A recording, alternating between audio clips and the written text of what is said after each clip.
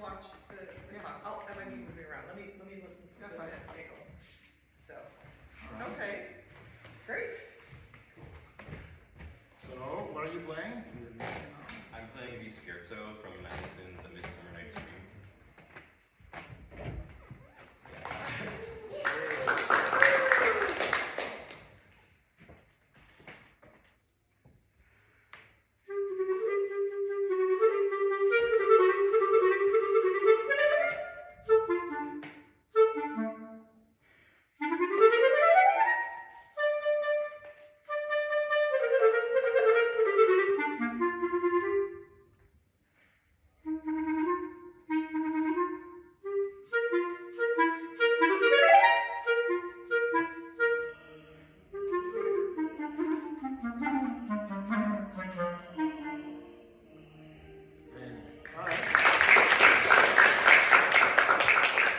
So one of the things that for this kind of excerpt, you want to make sure you get a tempo where you can play all the notes.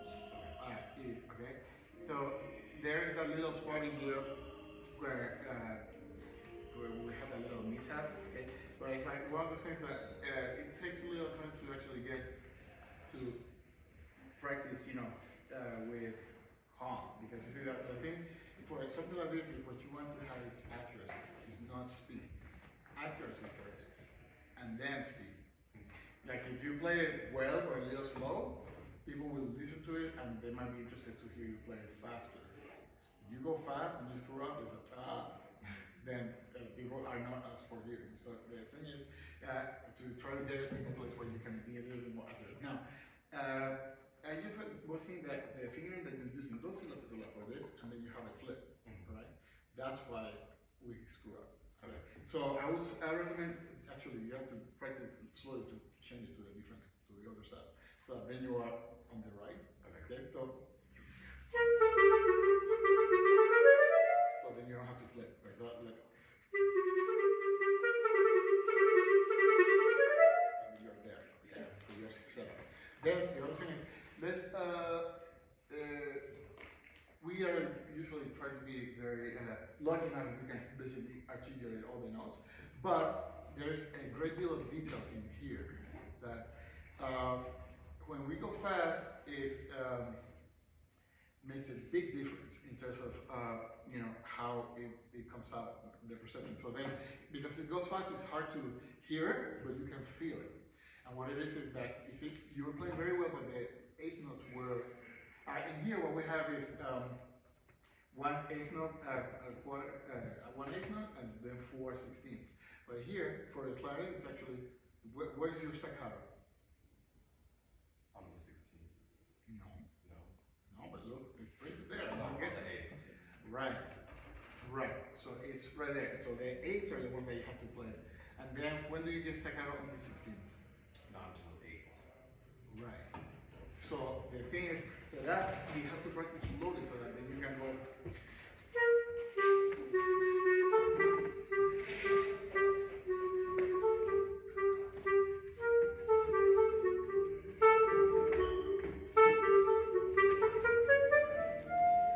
You see what's the last note? Staccato. Yeah, but. Right. So that's the thing. So for this, it's important to get those little details because then you get the 16 notes. Then you have to be thinking, the melodic line, how the flute plays, right? So then we have to actually phrase those 16 notes. Okay, so.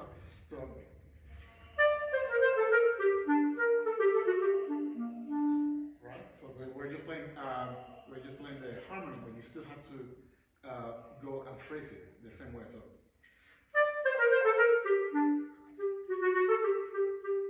right, so you have to have a little hairpin to the next bar. Okay, so let's try it this tempo. Okay,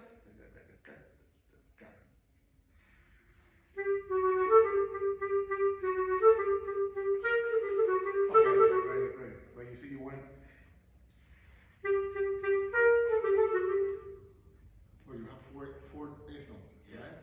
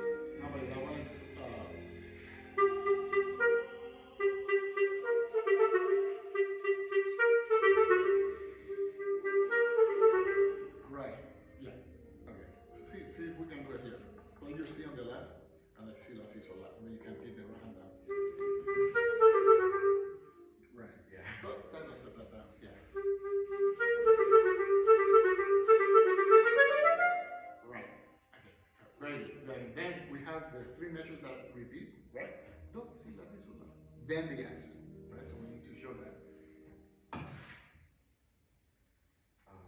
So yeah, just go from la la la. Don't see that. Yeah. Just give yourself a little bit of time so that then you can hear the space between the C and the do. C, that's it, so la. So.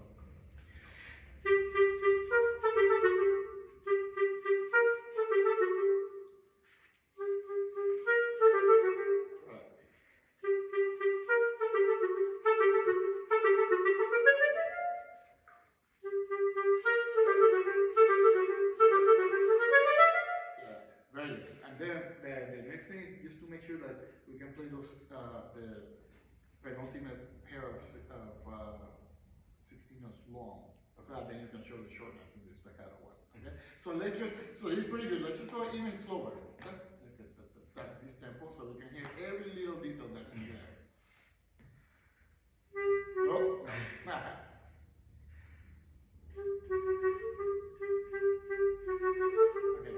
Okay, so because we're by ourselves, it's very hard to actually just have also an idea of the volume that we have to put in there. So because we're by ourselves, anything that you play will, if you get for a round sound, will sound soft enough. And you see, let's just play this together for a second just to give you an idea.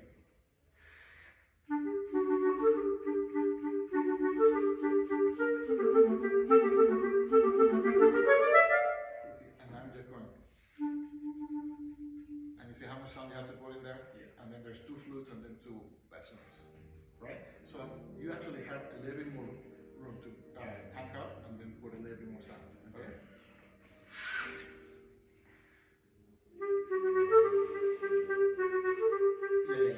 Very good. But it's just like, right now it just sounds still the same.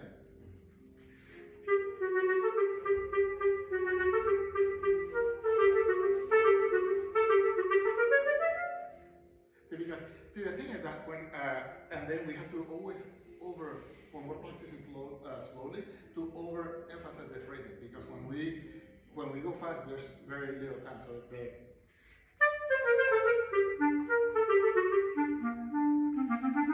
okay, so so go to the next bar.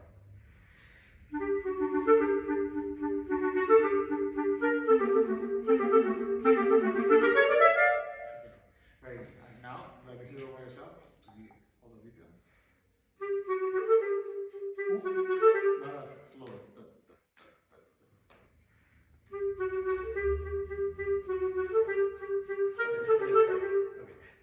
Just one little bit of just a little clarinet stuff. Okay. The thing is that for this, you have to be thinking just one air string, okay? Because you're blowing for every note. So then that's why then you end up resetting every time. So you have to be as if you're playing slur.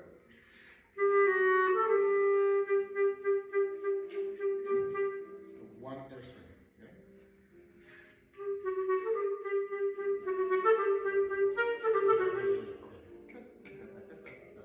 This tempo, very slow. Yeah, right. It's pretty good. See how why it gets a little person. The reason why it has to be this specific is because you're gonna have basically this piece is very difficult and so popular, have been so popular in the past that nobody rehearses this stuff. Ever. When you get to play, it's like one run through, hey, it'll be where the last time we played, it's like, we have 2 minutes, we need for the encore. Okay, let's just run it. Okay, and then the next time is in China TV, but there's only like 22 million people watching on this. So it's a very small amount of people, but it's still 22 million people watching. The first time you're playing in concert, so it's like, so you have to be very specific about this things to get it together. So it's like short and then long.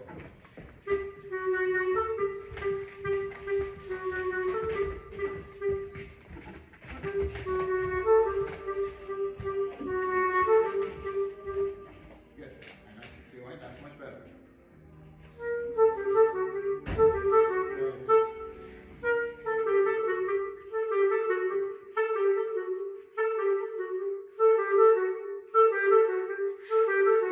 But you see, those accents, we have to accelerate a little bit, otherwise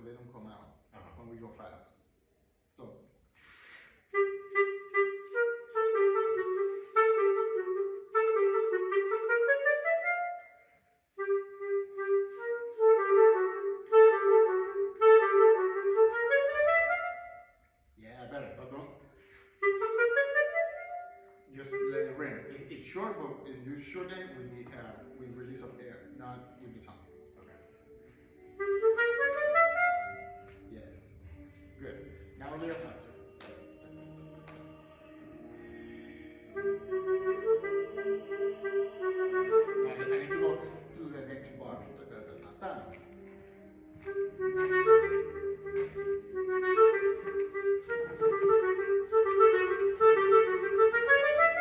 Pretty good, pretty good. So when we're going, this is one of those. Okay.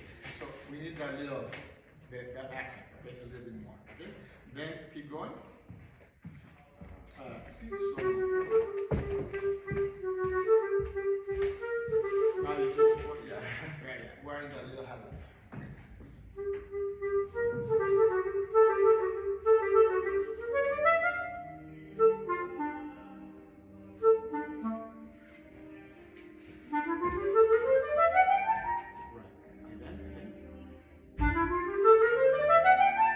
That one is just regular. You don't play it just regular. Right. See, one of the things that we have a little diminuendo in that run, and then bring the strings. So you have to give yourself a little bit of room, okay? Now, traditionally, the old school guys would just play loud at the beginning, which is sort of old school. Let's just leave it at that. But you know, if you just look at the whole contour, it's just a run that goes up. So basically, it's a scale that has a sweep. So I would just say phrase toward the middle of the run, and that way you have a little bit more room. So. And then you have the diminuendo without one. Which is.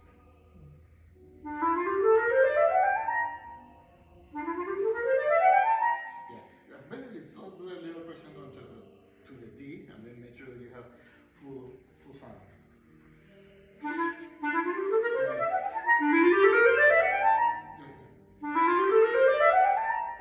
and then.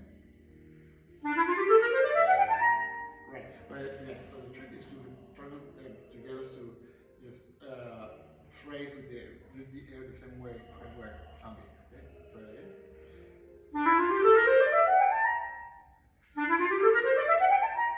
Yeah, that's pretty good, pretty good. Just make sure that so this one is coming out pretty well. The thing that I would just say for sure is this one, most of us, we practice it, we have the challenge of playing it fast, right? But the only way that we get this to be good is by actually being super picky about those little things. Otherwise, it's very easy to sound very good, like number 37 and number 57 as well, right? So you have to make sure that every detail that you do is for that. So for this one,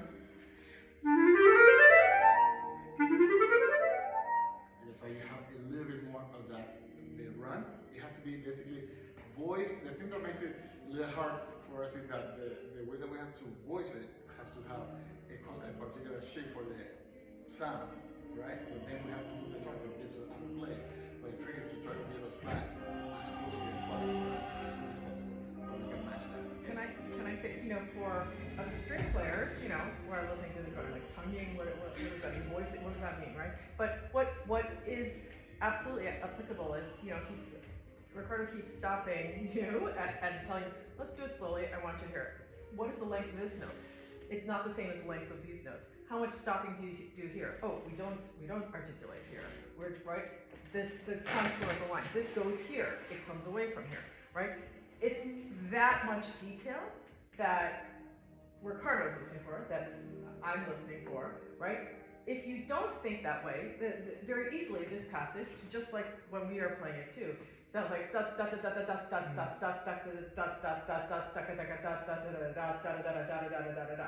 and I'd say most people can do that. I mean, most people. So what is going to make you stand out from the 50, 60 people that we're listening to that day, right? Everybody's going to be playing the notes, right? But it's exactly like, ooh, the shape of this note was a little shorter. Oh, this was more articulate this way. Oh, there was a direction here I could hear. Oh, they tapered away, right? So it's really that amount of detail that starts to make the difference. But I'll tell you, like 80% of people are not doing that much detail. So you will easily just sound like whatever, where everybody goes, nothing special.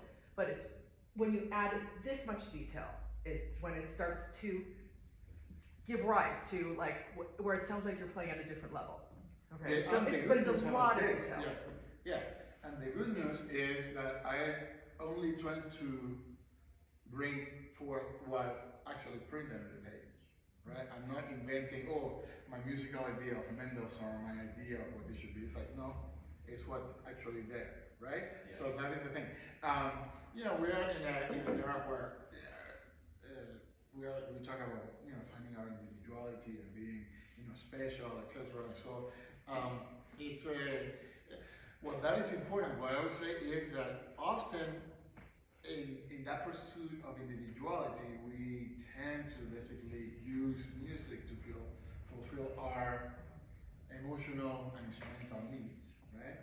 And I would say that because that happens much more often between the ones that can see it and opt not to do it, and the ones that are of us that are still struggling to look at the music, I can tell you that what we should be thinking about in terms of instead of interpreting the music, the word that I would suggest is that we should change it to realizing the music. Okay, bringing forth what's actually there. And the thing is that it's very difficult to actually do what's actually printed on the page by itself. So that's hard enough to do.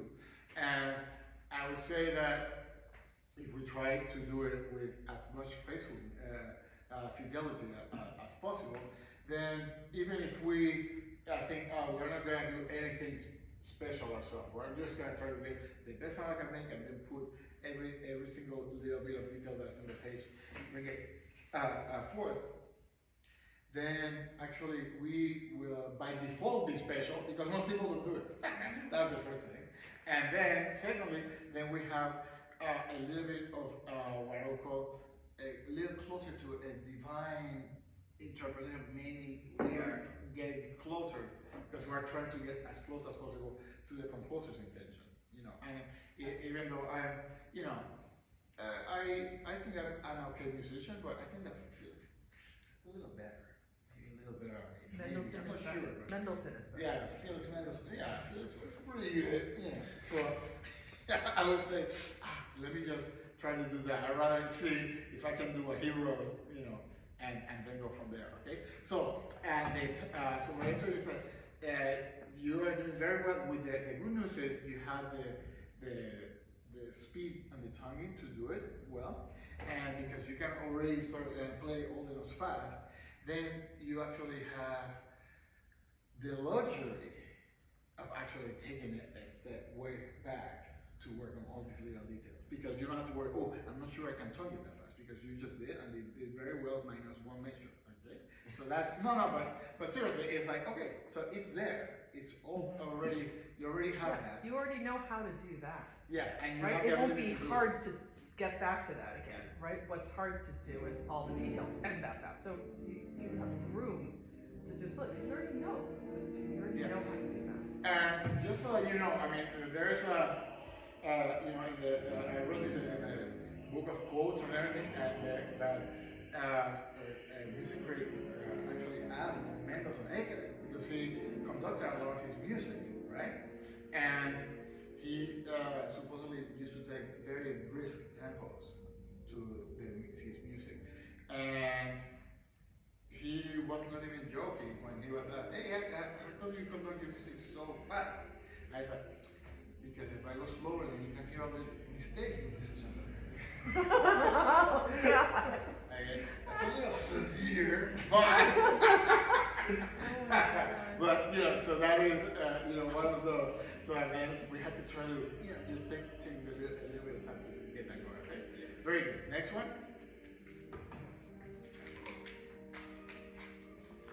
You have like 9 minutes. Okay.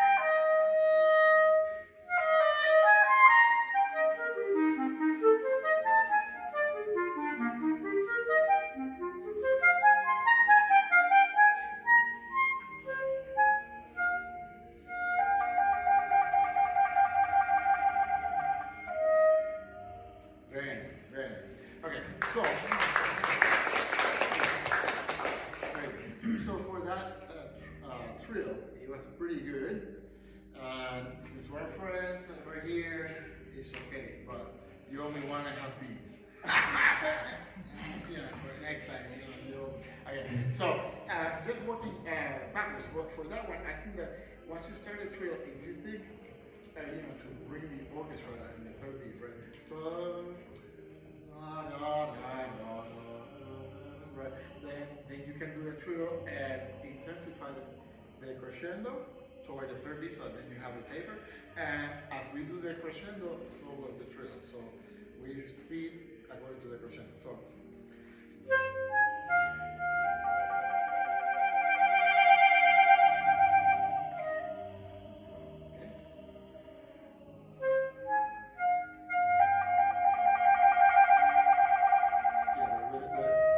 With a little, you have to phrase it. You have to do a crescendo toward the third beat. So 1, 2, 3.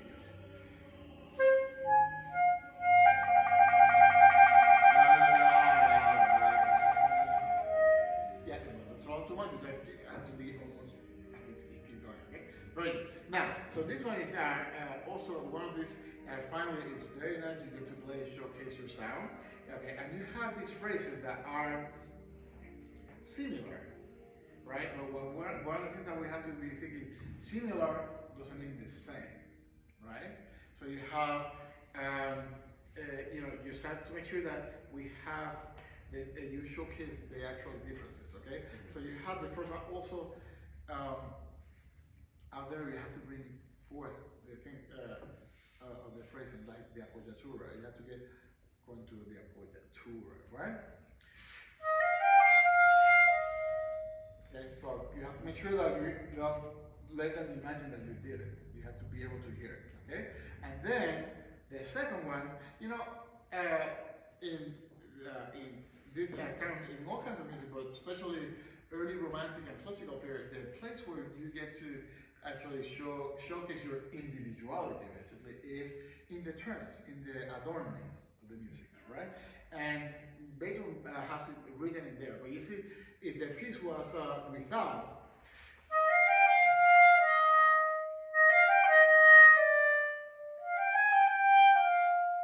it would still be pretty good, right? So it wouldn't be disturbed. But the thing is that since you have that little appoggiatura, then you have to make sure that it's a little extra sprinkles on the ice cream that you put on top, right? So you have to make sure that you bring them forth, okay? So.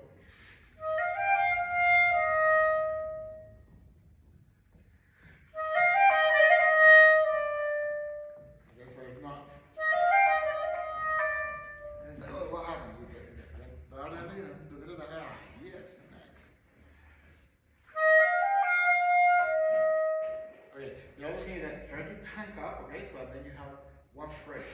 Just right here, this. Okay, so just do da, and then we go settle. Okay. Yeah, but without blood. Right. So you see, this one, we already know that how Beethoven wrote this is scenes by the brook, right? So you have to be thinking, we have this little river.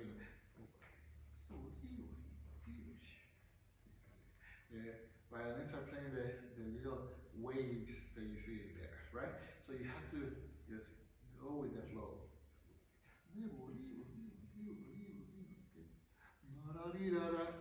No, we put a stick in the water.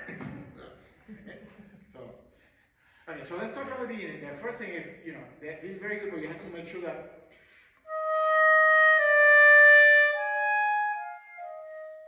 we have to get the B flat, and then just a little smoother, no grunt, and then you diminuendo.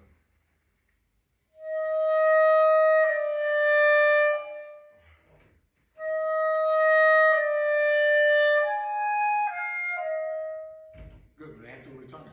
You have to articulate. Yeah.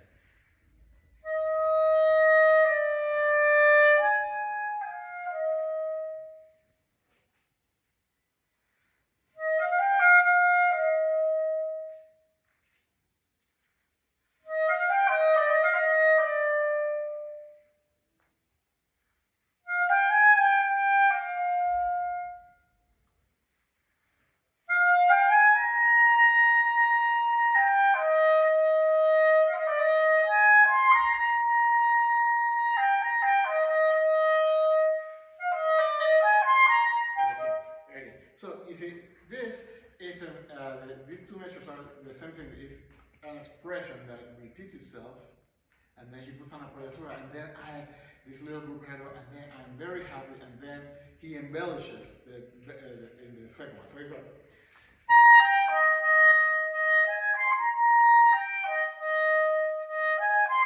It's the same thing, but we have different notes.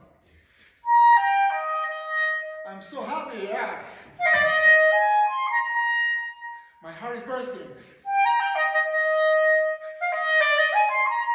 then you have more expression. So it cannot be like, the trick is that we have to get it in the tempo, but try to bring those little apoyaturas out. So,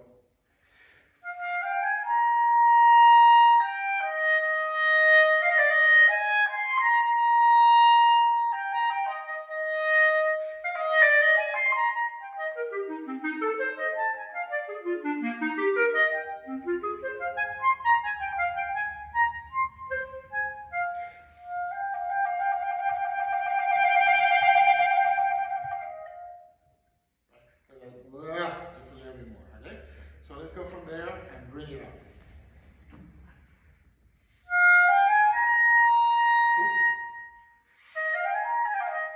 We need a good fit. So that one, actually, you have an opportunity to have a perfect fit. So we'll do a perfect fourth or a sharp fit, sharp fourth. Otherwise, it sounds and it says, doesn't sound right.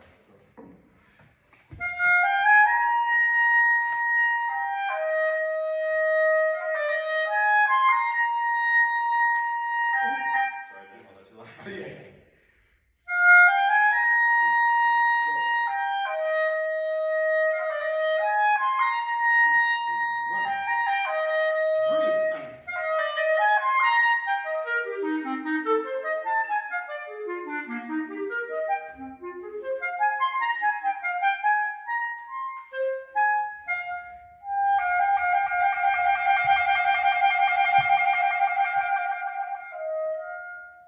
Very nice, but don't slow down. Sorry.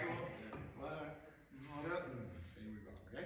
Very nice. Now, the one thing is that you have to show a little bit of a difference in the crescendo and then the piano, okay? So the only thing I would suggest is it's good that you're doing very little, and I want you to do very little in the sense that I don't want you to play too soft, because the orchestra comes, and then your solo is that. Okay, so you have to have a sound there. So basically make sure that, and between in order for that beat to be the same loud, you really have to play it too loud in order to be the same. So you're gonna get a piano for free, right? So long as you actually support the, and then you have it. But then, the minute that you show that there's a piano, then it's your soul, so you have to sing out. So.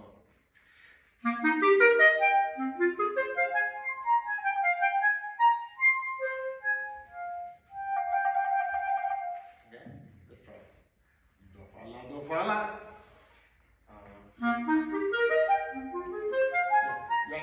Yes, very good. But so imagine that is two clarinets. So you're gonna play. I'm gonna play the fourth beat, and then you start your solo. Okay? So I'm gonna play two beats before you.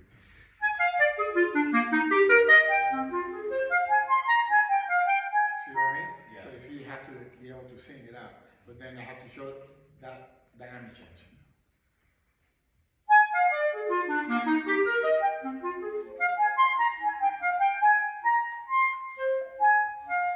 Very good.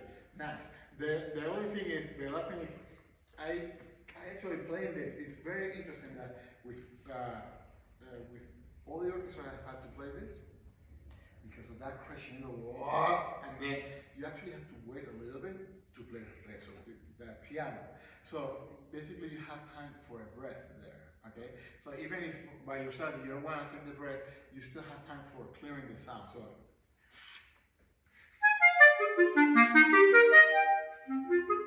That's how much time you actually have in reality, right? But because you're, you see, it's still resonating, and then that's just me. Imagine 60 people doing, and then you're by yourself. So the thing is that you have to imply that resonance on the last arpeggio.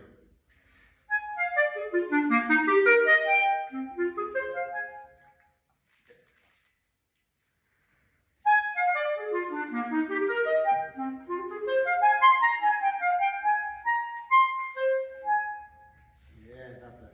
Yeah. All right, very good. All right.